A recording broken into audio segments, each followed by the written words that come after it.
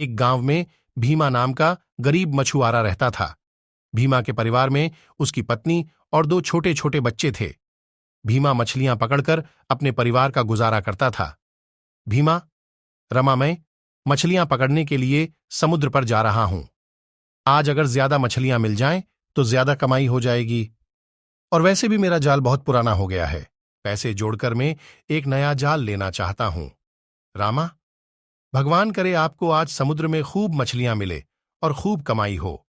वैसे भी हर रोज के खर्चे से पैसे बच ही नहीं पाते। इसके बाद भीमा अपना जाल उठाता है और समुद्र पर पहुंचता है। समुद्र के किनारे उसकी नाव खड़ी होती है, जिसमें बैठकर वह बीच समुद्र में चला जाता है। वहां पर उसका दोस्त किशन भी मछलियां पकड़ रहा होता है। दोनों बातें करते हुए मछलियां पकड़ना शुरू कर देते हैं। भीमा, भैया, कुछ ज्यादा मछलियां मिल जाएं तो अच्छी कमाई हो जाए। मेरा तो जाल भी पुराना हो चुका है। पैसे बचे तो एक नया जाल लेना चाहता हूं। किशन, हां भाई, मेरा भी यही हाल है। मेरे घर की तो छत ही टूटी हुई है। मुझे अपने घर की छत को ठीक करवाना है, लेकिन पैसे ही नहीं जुड़ते। मुझे तो बहुत डर लग रहा है, क्योंकि बारिश का मौसम आने वाला है और बारिश के मौसम में तो समुद्र में तूफान भी आते रहते हैं। इस तरह वे दोनों रोजाना की बातें करते हुए मछलियां पकड़ते रहते हैं। मछलियां पकड़ने के बाद भीमा काफी देर तक बाजार में बैठा रहता है, ताकि उसकी सभी मछलियां अच्छे दामों में बिक जाएं।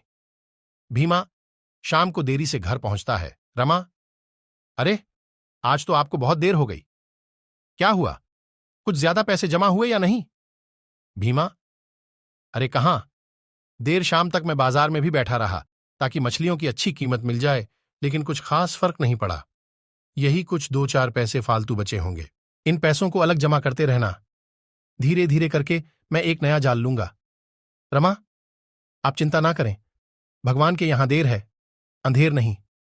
चलिए, अब आप हाथ मुंह धो लीजिए। मैं खाना लगा देती हूं। भीमा और किशन हर रोज साथ साथ ही मछलियां पकड़ने जाते थे और इधर उधर की बातें भी करते रहते थे।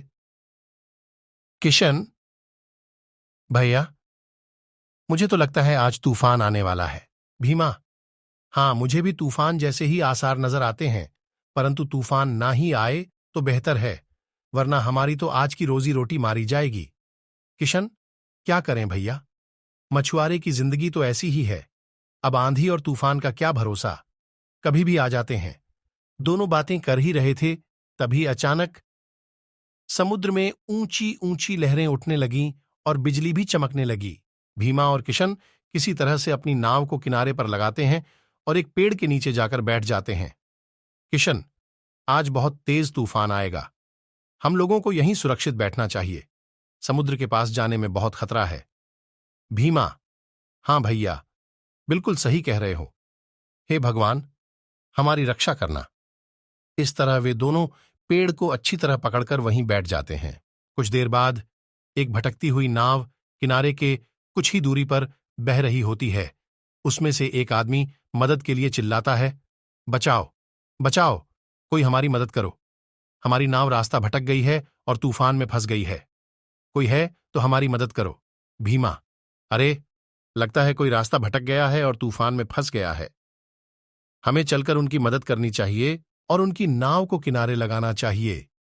कहीं इस भयंकर तूफान में वह लोग मौत के मुंह में ना फंस जाएं। किशन, क्या तुम पागल हो गए हो भाई?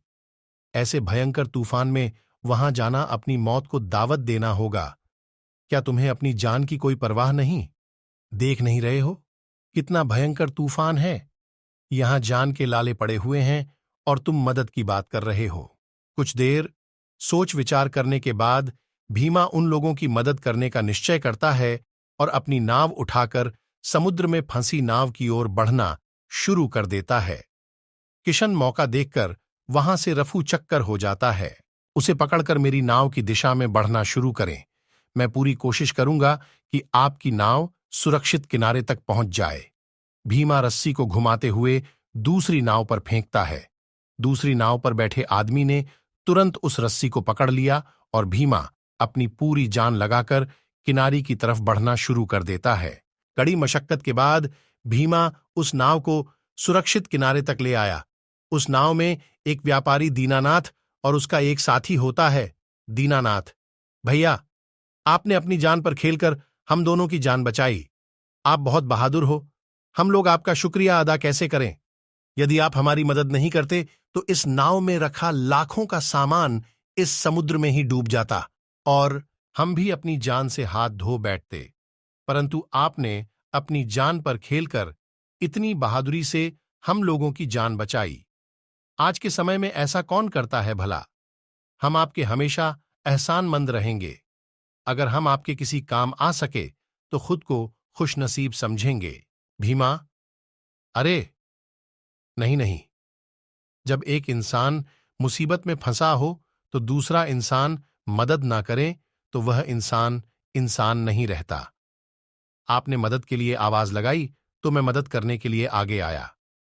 आगे भगवान की मर्जी, जो उसने आपको और मुझे सही सलामत किनारे तक पहुंचा दिया। दीनानाथ: मैं 2 साल व्यापार करके अपने परिवार के लिए धन इकट्ठा करके ले जा रहा था।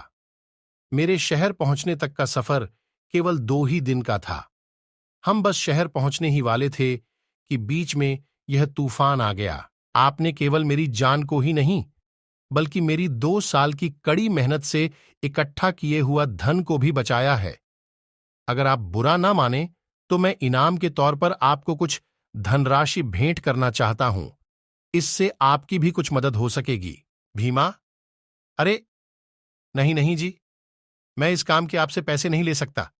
मेरे सामने कोई मदद के लिए चिल्लाया और भगवान ने मुझे उसकी मदद करने लायक बनाया। हम सबको ईश्वर का धन्यवाद करना चाहिए। और इस तरह भीमा उन सबसे विदा लेता है। तूफान थम जाने के बाद दीनानाथ और उसका साथी अपनी अपनी जमा पूंजी के साथ अपने शहर निकल जाते हैं। भीमा घर जाकर अपनी पत्नी को अपने साथ हुई सारी घटना विस्तार से बताता है। रमा अपने पति का साहस और मदद करने की भावना को देखकर बहुत खुश होती है। दिन फिर से पहले की तरह गुजरने लगते हैं। एक दिन भीमा समुद्र के किनारे पेड़ के नीचे उदास बैठा हुआ था, क्योंकि उसका जाल अब बहुत ही कमजोर हो चुका था और नया जाल खरीदने के लिए भी उसके पास पैसे नहीं थे। उस दिन उसे कोई मछली भी नहीं मिली थी। वह उदास मन से घर की तरफ वापस लौट रहा था। तभी तेज बारिश और आंधी चलना शुरू होती है। भीमा अब तेजी से घर की तरफ बढ़ना चालू कर देता है। जैसे ही वह घर पहुंचता है तो वह देखता है कि उसके घर की छत उड़ गई है और उसकी बीवी और बच्चे एक पेड़ के नीचे खड़े हैं। भीमा: अरे बाप रे, ये क्या हो गया? इस तरह तो मेरा परिवार बीमार पड़ जाएगा। हे भगवान, ये तूने क्या किया? अब मैं क्या करूं? रमा, आप चिंता ना करें। भगवान सभी की रक्षा करता है। आज की रात तो हमें इसी तरह गुजारनी होगी। सुबह होने पर हम सोचेंगे कि छत को कैसे ठीक करना है। भीमा अपने परिवार की इस दशा को देखकर बहुत दुखी होता है और मन ही मन अपनी ईश्वर से मदद मांगता है। अगली सुबह भीमा जल्दी मछलियां पकड़ने के लिए घर से निकल जाता है ताकि कुछ ज्यादा पैसे जमा हो सके और वह घर की मरम्मत दोबारा से करा सके। रास्ते में उसे एक घायल कबूतर दिखाई देता है जो खून से लथपथ होता है और दर्द से कराह रहा होता है। भीमा: अरे, यह कबूतर तो घायल है। लगता है किसी जानवर ने इस पर हमला बोल दिया है। भीमा पास ही एक तालाब से थोड़ा पानी लेकर आता है और उस कबूतर को पिलाता है। उसकी चोट को साफ करके उसकी मरहम पट्टी करता है। थोड़ी देर बाद कबूतर अच्छा महसूस करता है और दोबारा से उड़ने लायक हो जाता है। कबूतर: हे नेक आदमी, खुद भी मुसीबत में होते हुए तुमने मेरी जान बचाई है। मुझे पता है तुम इस वक्त बहुत ज्यादा परेशान हो और समुद्र में मछलियां पकड़ने के लिए जा रहे हो। आज तुम जैसे ही समुद्र में अपना जाल फेंकोगे तो उसमें एक सुनहरी मछली फंसेगी। यह कोई मामूली मछली नहीं होगी, बल्कि एक जादुई मछली होगी।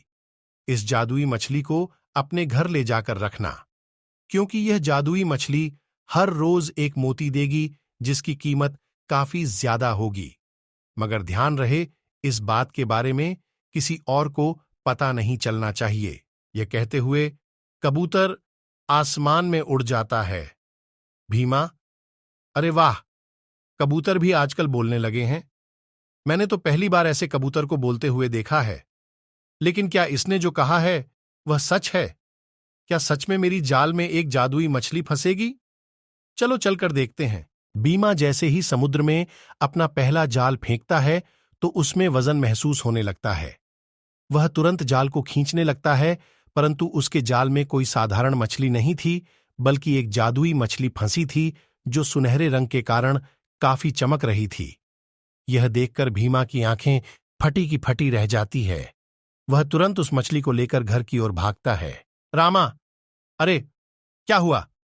इस तरह भागते हुए क्यों आ रहे हो? भीमा कुछ बोलने से पहले घर का दरवाजा बंद करता है और उस जादुई मछली को एक पानी से भरी हुई बाल्टी में डाल देता है। भीमा, रमा, देखो, यह एक जादुई मछली है। आज मैंने एक घायल कबूतर की मदद की थी। उसने कहा था कि आज मेरे जाल में एक जादुई मछली फंसेगी। ये मछली हर रोज हमें एक कीमती मोती देगी, जिसकी कीमत बाजार में बहुत ज्यादा होगी। अब देखते हैं कल तक क्या होता है।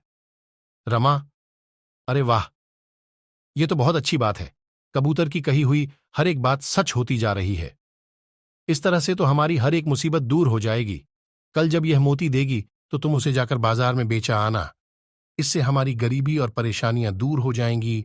अगले दिन वह सुनहरी मछली एक मोती देती है, जिसे भीमा बाजार जाकर बेच आता है। भीमा, रमा, उस कबूतर की कही गई बात तो सच है।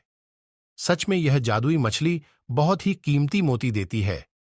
जब मैंने इसे बाजार में बेचा तो उससे मुझे बहुत सारे पैसे मिले, जिससे मैंने घर की जरूरतों का सामान और अपना एक नया जाल खरीद लिया है।